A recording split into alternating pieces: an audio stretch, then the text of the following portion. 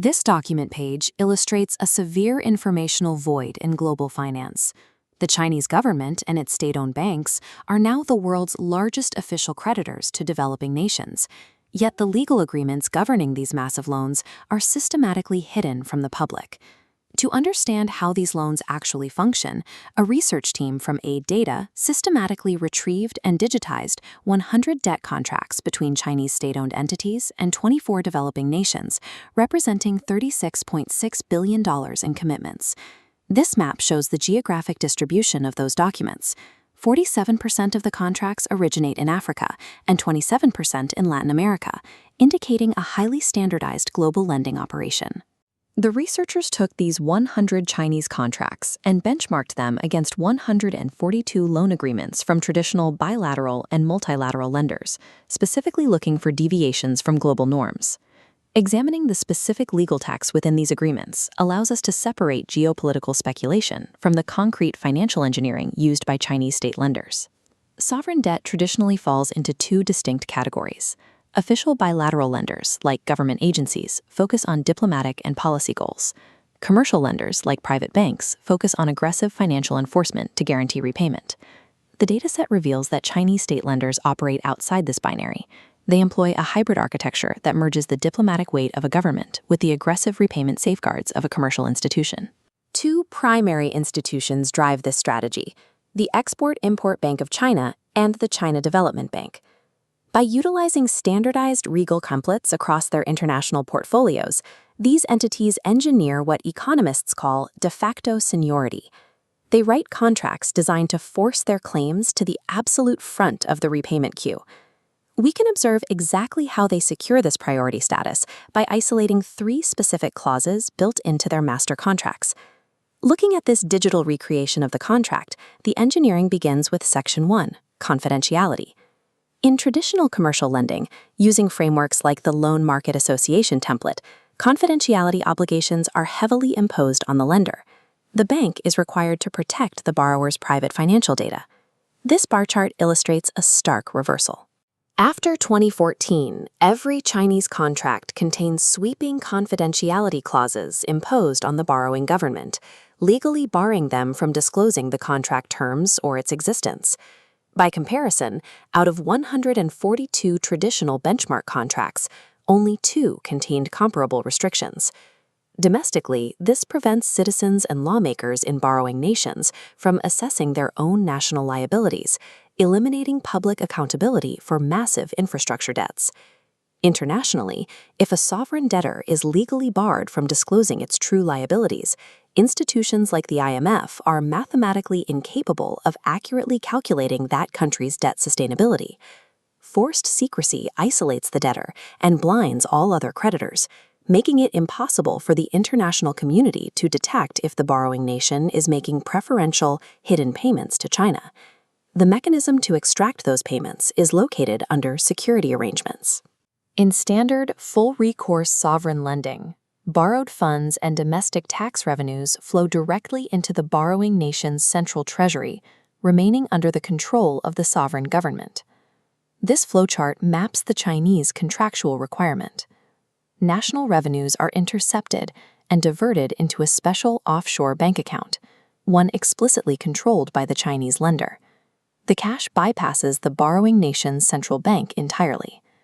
30% of the analyzed Chinese contracts mandate these offshore accounts. Because these clauses are attached to the largest infrastructure projects, they govern 55% of the total loan volume in the sample. These accounts include set-off rights. If the borrower misses a payment, the Chinese state bank has legal authority to seize the cash balance in the offshore account to cover the debt, requiring no court order or arbitration. While offshore revenue capture is standard in private corporate project finance, applying it to a sovereign nation is highly unusual. The researchers found analogous arrangements in only 3 of the 142 benchmark sovereign contracts. By combining extreme secrecy with physical control over offshore cash flow, Chinese state banks guarantee their own repayment, effectively bypassing the normal sovereign bankruptcy hierarchy. When developing nations experience severe financial distress, they seek collective debt restructuring through the Paris Club, an established group of official bilateral creditors housed at the OECD. The Paris Club operates on a strict principle of comparable treatment. If a country needs debt relief, all participating creditors must accept proportional losses to share the burden equally. Roughly 75% of the analyzed Chinese contracts directly address this process by inserting an explicit No Paris Club clause. The borrower legally commits to exclude this specific Chinese debt from any future multilateral restructuring efforts, effectively promising not to submit the loan to equal burden sharing. Chinese lenders establish hidden offshore cash collateral and then mandate a legal exemption from collective restructuring. They isolate their assets to ensure they never take a financial loss alongside traditional lenders. The final mechanism of control is found in the events of default. A standard cross-default clause allows a commercial bank to demand immediate repayment if the borrower defaults on a completely separate loan with a different institution. It is a defensive measure to keep the bank from falling behind other creditors in the payment queue. This split-screen comparison shows how the China Development Bank expands that defensive commercial clause into an instrument of broad geopolitical leverage. 50% of China Development Bank contracts trigger a cross-default if the sovereign borrower takes any action adverse to the interests of any entity from the People's Republic of China operating within their borders, regardless of whether that entity is connected to the loan. 100% of the China Development Bank contracts dictate that the severance of diplomatic relations with China is an immediate event of default. Furthermore, over 90% of all Chinese contracts in the sample grant the lender the right to terminate the agreement and demand immediate repayment in the event of significant law or policy changes in the debtor country. In private finance, policy change clauses protect a firm from sudden regulatory shifts. Between two governments, tying massive national debt to diplomatic alignment and domestic legislation grants the lending state severe coercive influence over the borrowing nation's sovereignty. If a sovereign debtor faces total economic collapse and breaches these extreme terms, the immediate question is whether a court in a major financial jurisdiction would actually enforce clauses like the No Paris Club exclusion. Many legal scholars argue that several of these provisions are legally overbroad and likely unenforceable in a Western courtroom. However, in international law, a clause doesn't need to hold up in court to be effective.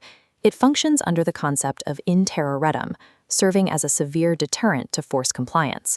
A finance minister navigating a liquidity crisis will prioritize paying Chinese debt simply because the threat is mechanical, not judicial.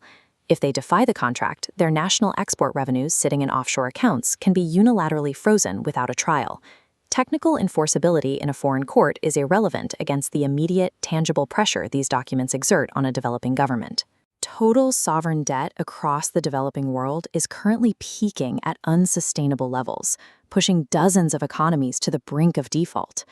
The contractual architecture we've examined is now colliding with multilateral rescue efforts, like the G20 Common Framework for Debt Treatments. The framework requires coordinated action. Traditional lenders demand transparent, equal burden sharing, while Chinese state contracts legally mandate absolute secrecy and preferential isolation.